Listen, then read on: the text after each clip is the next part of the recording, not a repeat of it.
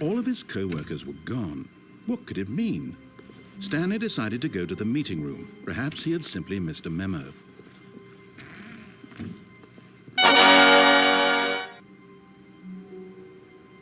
Derp, derpity derp derp derp derp derp derpity derp.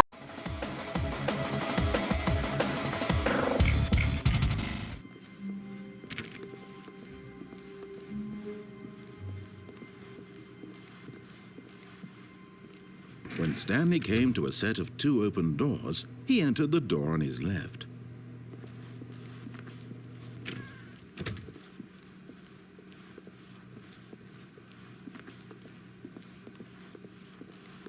Yet there was not a single person here either.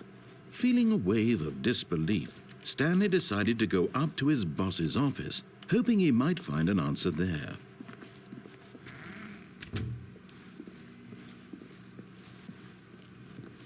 Coming to a staircase, Stanley walked upstairs to his boss's office.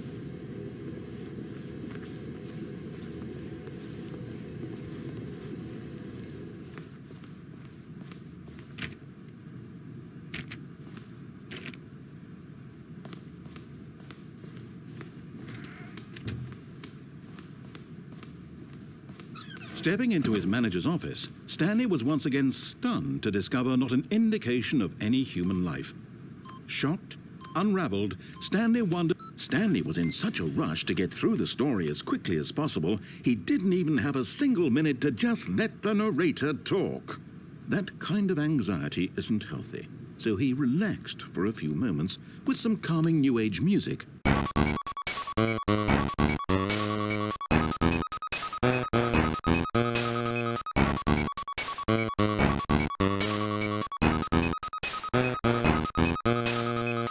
Soothed and rejuvenated, Stanley calmly walked forward into the opened passageway.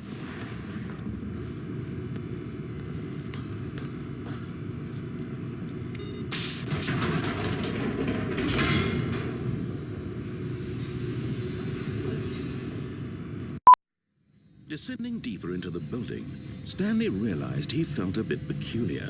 It was a stirring of emotion in his chest, as though he felt more free to think for himself, to question the nature of his job. Why did he feel this now, when for years it had never occurred to him? This question would not go unanswered for long.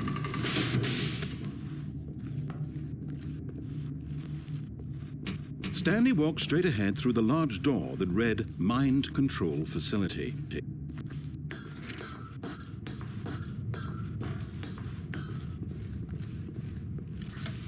The lights rose on an enormous room packed with television screens.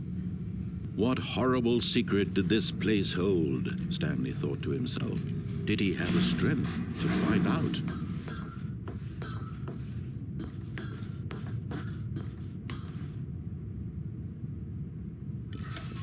Now the monitors jumped to life, their true nature revealed. Each bore the number of an employee in the building, Stanley's co-workers.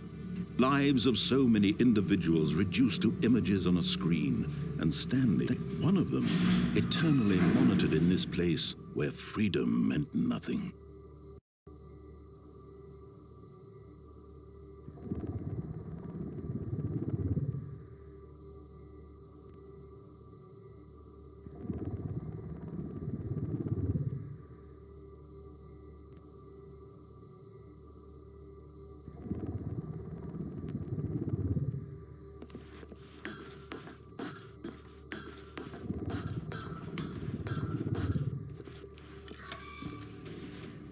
This mind control facility, it was too horrible to believe. It couldn't be true. Had Stanley really been under someone's control all this time? Was this the only reason he was happy with his boring job? That his emotions had been manipulated to accept it blindly?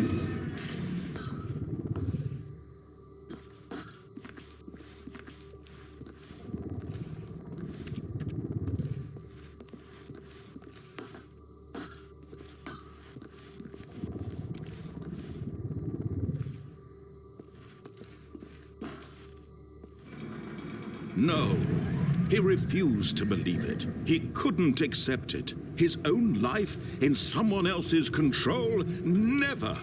It was unthinkable, wasn't it? Was it even possible? Had he truly spent his entire life utterly blind to the world? But here was the proof, the heart of the operation. Controls labeled with emotions, happy or sad or content. Walking, eating, working. Derp, derpity, derp, derp. All of it monitored and commanded from this very place. And as the cold reality of his past began to sink in, Stanley decided that this machinery would never again exert its terrible power over another human life. For he would dismantle the controls once and for all.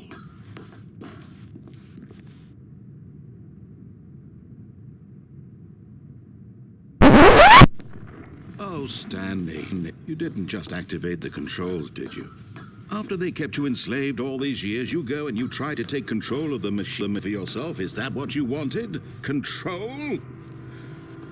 Oh, Stanley, I applaud your effort, I really do. But you need to understand, there's only so much that machine can do. You were supposed to let it go, turn the controls off, and leave. If you want to throw my story off track, you're going to have to do much better than that. I'm afraid you don't have nearly the power you think you do. For example, and I believe you'll find this pertinent, Stanley suddenly realized he had just initiated the network's emergency detonation system. In the event that this machine is activated without proper DNA identification, nuclear detonators are set to explode, eliminating the entire complex. How long until detonation then? Let's say, 2 minutes. Now, this is a little more fun, isn't it, Stanley? It's your time to shine. You are the star. It's your story now. Shape it to your heart's desires. Oh, this is much better than what I had in mind. What a shame we have so little time left to enjoy it. Mere moments until the bomb goes off. But what precious moments each one of them is. More time to talk about you, about me, where we're going, what all this means. I barely know where to start. What's that? You'd like to know where your co-workers are? A moment of solace before you're obliterated? All right, I'm in a good mood. You're gonna die anyway. I'll tell you exactly what happened to them. I erased them. I turned off the machine. I set you free. Of course, that was merely in this instance of the story. Sometimes when I tell it, I simply let you sit there in your office forever, pushing buttons endlessly and then dying alone. Other times, I let the office sink into the ground, swallowing everyone inside, or I let it burn to a crisp. I have to say this, though, this version of events has been rather amusing. Watching you try to make sense of everything and take back the control wrested away from you, it's quite rich. I almost hate to see it go. But I'm sure whatever I come up with on the next go-around will be even better. My goodness, only 34 seconds left. But I'm enjoying this so much. You know what? To hell with it. I'm going to put some extra time on the clock, why not? These are precious additional seconds, Stanley. Time doesn't grow on trees. Oh dear me, what's the matter, Stanley? Is it that you have no idea where you're going or what you're supposed to be doing right now? Or did you just assume when you saw that timer that something in this room was capable of turning it off? I mean, look at you. Running from button to button, screen to screen, clicking on every little thing in this room. These numbered buttons, no, these colored ones, or maybe this big red button, or this door. Everything, anything, something here will save me. Why would you think that, Stanley? That this video game can be beaten? Won? Solved? Do you have any idea what your purpose in this place is? Stanley. You're in for quite a disappointment. But here's a spoiler for you. That timer isn't a catalyst to keep the action moving along. It's just seconds ticking away to your death. You're only still playing instead of watching a cutscene because I want to watch you for every moment that you're powerless. To see you made humble. This is not a challenge. It's a tragedy. You wanted to control this world, that's fine. But I'm going to destroy it first, so you can't. Take a look at the clock, Stanley. That's 30 seconds you have left to struggle. 30 seconds until a big boom and then nothing. No ending here. It's you being blown to pieces. Will you cling desperately to your free life, or will you let it go peacefully? Another choice. Make it count. Or don't. It's all the same to me. All a part of the joke. And believe me, I will be laughing at every second of your inevitable life from the moment fade in until the moment I say happily ever after.